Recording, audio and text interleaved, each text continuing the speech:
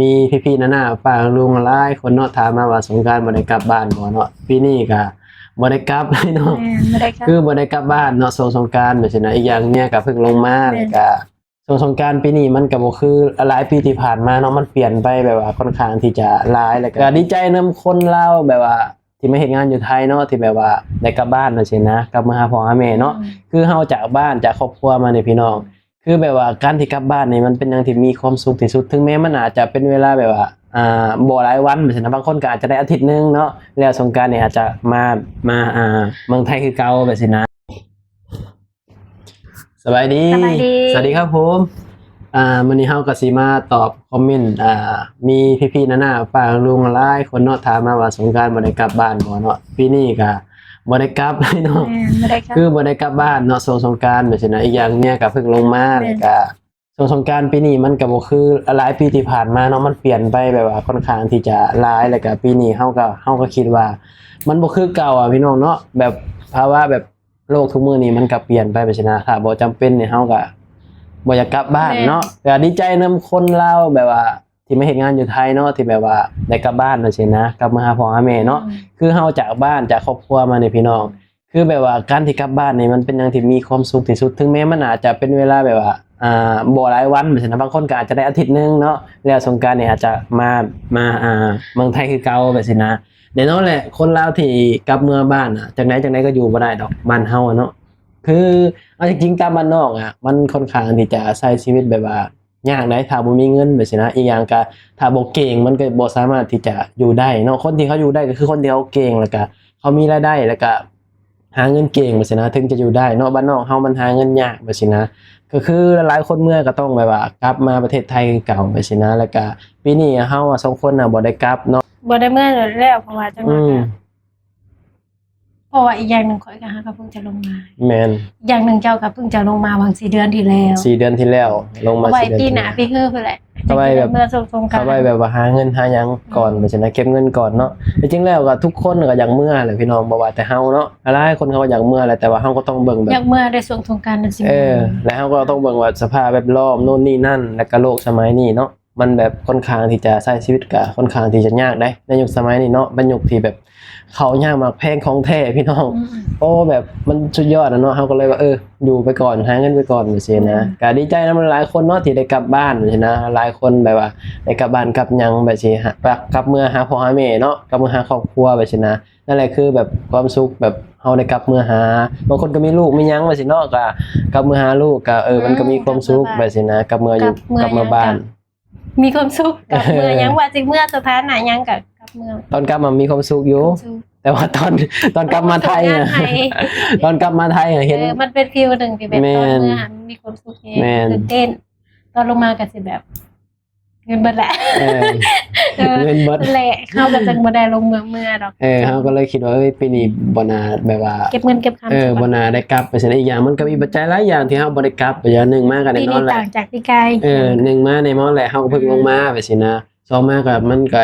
เปลืองเงินเนาะกับอะไรอีกสามมาคือแบบว่าสภาพแวดล้อมโลกในปัจจุบันนี่มันบ่อำนวยการแบบให้เฮาแบบกลับบ้านบ่อยๆสินะเพราะว่ามีพี่ๆน้าๆฟังลุงหลายคนบอกว่าคือกลับบ้านบ่อยนะคือแฟนเฮากลับบ้านบ่อย2 เดือนกลับเทื่อหนึงเนาะเพราะว่าไปทำวีซ่าไปสินะคืออย่างถ้าผู้ใดติดตามเฮาก็สิฮู้เนาะเฮาแลนบัตร MOU ไปสินะแต่ว่าก็ยังบ่ทันได้ แต่ใกล้แล้วล่ะอีกเดือนหนึงกับบ่เดือนนี้ก็เดือนหน้าไปได้เนาะก็สิแบบว่าสบายแล้วไปสินะบ่ต้องแบบวิ่งไปวิ่งมาอีกอย่างเฮาก็อยู่ไทยถูกต้องตามกฎหมายมันก็สะดวกสบายกับเฮาไปสินะเวลาเฮากลับบ้านกลับหยังมันก็สะดวกสบายพร้อมแล้วก็บ่ต้องแบบว่ากลับบ้านบ่อยไปสินะนั่นแหละพี่น้องก็ประมาณนั้นเนาะชีวิตในเมืองใหญ่ก็ประมาณนี้แหละเนาะหลายคนก็อยากเมื่อบ้านเมื่อหยังทุกคนก็อยากเมื่อแหละเมื่อบ้านอะเนาะ แม่ มันบ่มีใครบ่อยากเมื่อดอกเฮาก็อยากเมื่อคือกันแต่ว่ามันก็คือหยังว่าแหละ งานมันก็หลายแต่เดี๋ยว แม่นมันก็อีกอย่างซุมื้อนี้มันก็บ่คือเก่าเลยนะแล้วก็ ช่วงนึงก็น้ำมันอยู่ลาวก็แพง ช่วงนี้น้ำมัน ลิตร52เลย ช่วงนี้น้ำมันอยู่บ้านก็แพงลิตรหนึ่งมันก็52,000 กีบตีเป็นเงินไทยก็77 บาทเปล่า 77กว่าบาท ตีเป็นเงินไทยก็เป็น77 บาทเลยพี่น้องน้ำมันเนาะซึ่งค่อนข้างที่จะแพงบ่ใช่นะ แม่ แล้วก็บ่ฮู้ว่าปีนี้สิได้เฮ็ดนา เออ คือแบบคิดยากอยู่เพราะว่าเฮามีอาชีพแบบ มีเงินแต่บ่สามารถ แม่น มีน้ำมัน คือแบบว่าอาชีพหลักๆคือครอบครัว อยู่บ้าน เฮ็ดนานะ หน้าแล้วก็ เฮ็ดนากินทำนาไว้สินะบ่ได้มีอาชีพอื่น แต่ เด้ ปีนี้ก็คือสิคิดหนักหลาย ปีนี้คิดหนักอยู่ปีนี้จักสิเอาจังไดยังบ่ฮู้เลยว่าเสียดหน้าจังไดไปสินะหรือจังไดเพราะว่า น้ำมันเริ่ม น้ำ แย่ มัน ลงได้อยู่แล้วตอน น้ำมันมันก็เริ่มแบบแพงขึ้นไม่ใช่นะมันก็เลยแบบโอ้ปีนี้บ่ แพ ฮู้ งขึ้นยังว่ามีเงินซื้ออยู่ เข้าใจแต่ว่ามันแพงพอ แต่ มี ถ้า เงิน เกิดบ่มี พอนะ บ่มีน้ำมันขายเลยได้สัตว์ ตัวนี้แหละนะถ้าเกิดว่ามันแพงก็มันยังสูง ยัง ได้ พ อ อยู่ ทูๆไทยๆได้เด้ แต่ว่าบ่มีน้ำมันเลยตัวนี้แหละสินะกันนะ น่าห่วงเนาะน่าห่วง มันก็เลยแบบเห็นเฮาแบบกังวลอยู่แบบสิเอาจังไดแบบฮอดวิดเดือนไหนเมษาพฤษภาไปนี่ก็เริ่มแล้วเนาะบ้านเฮาเนาะเริ่มเฮ็ดไร่เฮ็ดนาใช่นะคนลาวตามชนบทน่ะส่วนหลายก็สิมีแต่เฮ็ดไร่เฮ็ดนาเนาะ แม่ เฮ็ดพอได้กินบ่ได้เฮ็ดขายดอกพี่น้องแต่ละครอบครัวก็สิพากันเฮ็ดไร่เฮ็ดนาพอฮอดยามให้ยามนาว่าซี่นะแต่ปีนี้ก็สิคิดหนักคืออย่างเว้าเลยว่าน้ำมันนี่แหละจักสิเอาจังไดคิดหนักอยู่ว่ามันสิเป็นจังได๋จังซี่ จั นะ ดสูตรกันไปหั่นแหละจังไดแหละ อืม ก็ถ้าเบิ่งนั่นแหละแบบยามมันลงให้ลงหน้าก็ได้ว่าสิรอดหรือบ่รอดกัน ก็นั่นแหละพี่น้องเนาะเว้าถึงน้ำมันอยู่บ้านเฮาก็คืออย่างเฮาเว้าเนาะมันก็ขึ้นราคาค่อนข้างที่จะสูงว่าซั่นอยู่ไทยยังบ่ได้ฮอด77 บาทเนาะ ยัง ลิตรหนึงเท่าไหร่อยู่ไทยประมาณบ่แน่ใจ เท่าไหร่วะ บ่แน่ใจว่า50 บาทบ่หรือเท่าไหร่ประมาณนี่แหละอยู่ไทยเนาะแต่ว่าอยู่ลาวเฮาอะแน่นอนแหละบ้านเฮานำเข้าเนาะของนำเข้าเป็นธรรมดาพี่น้องก็เข้าใจแหละเนาะว่ามันเป็นของนำเข้าไป ลิตร ซี่ หนึ่ง นะ 77,000 กีบบ่แม่นลิตรหนึ่ง52,000 กีบ นั่นแหละก็ตีเป็นเงินไทยก็77 บาทแต่ก็ถือว่าแพงเอาไปเอามาจะว่าลิตรหนึงจะว่า400,000 จิตละแสนเลยโอ้โหบ่ขี่กระยานรถนะ เมื่อมึงกินนี่เนี่ยข่อยเมื่อมึงกินนี่น่ะ ข่อยไปเติมน้ำมันน่ะ อันยังเลยเติมน้ำมันเท่าไหร่เขาบอกว่าเต็มทางเนาะเต็มทางนี่น้ำมันรถมอไซค์เนาะมันก็ยังมีน้ำมันอยู่ลิตรนึงแม่นบ่ประมาณลิตรนึงเติมเพิ่มน่ะเต็มทางเนาะ89,000 กีบ 89,000 กีบ ปกติเงิน89,000 กีบมันคือแต่ก่อนน่ะลิตร25แม่นบ่ลิตร แต่ก่อนน่ะ 23 เต็ม มันก็เต็มโอ้ย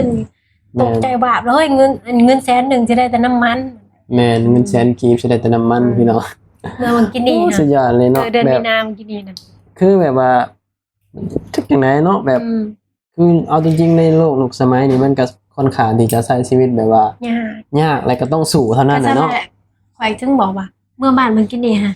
เห็นแหละตกใจแหละก็ย่านถ้าเกิดว่าบ่มีเงินอยู่แล้วนะคือแบบไปบ่ได้เลย แม่เฮาอยู่บ้านนอกพร้อมไปซั่นนะ มันอยู่ ตาม บ้านนอก ชนบท เนี่ยมันตั้งได้อีกก็แหงแรกแบบแหงเป็นตะย่านหั่นน่ะ แล้วเศรษฐกิจโลกเป็นแบบนี้พร้อมมันก็เลยสมปูสมปุยหากัน แหละเขาก็เลยแบบบ่ได้เมื่อดอกสงกรานต์เนี่ยหาเงิน น้ำมันอยู่บ้านเฮามันแพงก็เฮาก็เข้าใจแหละว่ามันเป็นของนำเข้าเนาะส่วนหลายมันเป็นของนำเข้าจังซี่นะเวลาก็สินำเข้าจากประเทศไทยว่าสิเป็นแบบข้าวต้มขนมจังซี่เนาะ ก็นำเข้าจากประเทศไทยบ้านเฮาส่วนหลายก็สินำเข้าต้องเสียภาษีตอนโน่นนี่นั่น เจอแม่ค้าหัวไสอีกก็เอาอีก บางคนนะเพราะบางคนเด้อบ่แบบบ่ได้เว้ารวมนะเลยเฮ็ดให้เฮาแบบต้องสู้อะเนาะแล้วก็เฮ็ดให้แบบคนลาวหลายๆคนตามบ้านนอกเนาะบ่สามารถที่จะอยู่บ้านได้คลิปนี้ก็บ่มีหยังหลายเนาะก็คนอื่นก็ขอบคุณเนาะขอบคุณพี่ๆนาๆป้าลุงหลายเด้อที่เขามาให้กำลังใจเฮาทั้งสองคนเนาะ